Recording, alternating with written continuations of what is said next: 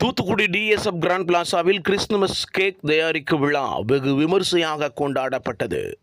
Christmas பண்டிகைக்காக cake தயாரிக்கும் பணி தொடங்கியது. இதற்கான கேக் மிக்சிங் விழா டிஎஸ்எஃப் வளாகத்தில் நடந்தது.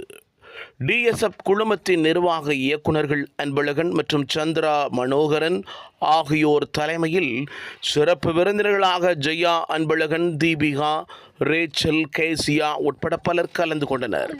செயல் இயக்குனர் திவ்யா, பொது மேலாளர் சுப்பிரமணியன் மற்றும் மேலாளர்கள், பணியாளர்கள் அனைவரும் இந்த விழாவில் கலந்து கொண்டு சிறப்பு செய்தனர்.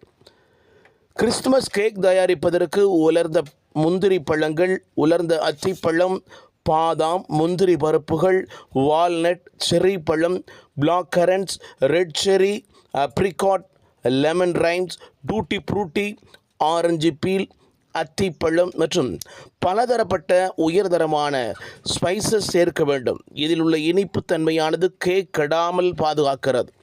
இறுதியாக உயர்தரமான மதுபானங்கள், பலரசங்கள், தேன் ஆகியவை நன்றாக ஊறுவதற்கு ஏதுவாக சேர்க்கப்படுகிறது.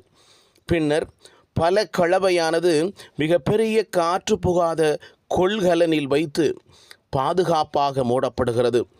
பல கலவை ஊறுவதற்கு ஏதுவாக வாரம் ஒரு முறை திறக்கப்பட்டு நன்றாக கலக்கப்படுகிறது. ஹோட்டல் டிஎஸ்எஃப் கிராண்ட் பிளாசாவில் டிசம்பர் 16 முதல் கிறிஸ்துமஸ் கேக் விற்பனைக்கு தயாராகிறது. 1/4 கிலோ, 1/2 கிலோ, 1 கிலோ மற்றும் சிறிய ஸ்பைசஸ் அளவிலும் கிடைக்கும் என்று அந்த நிறுவனத்தார் கூறியிருக்கிறார்கள். தூத்துக்குடியிலிருந்து தமிழண்டா கலைக்குழு ஜெகஜீவன்.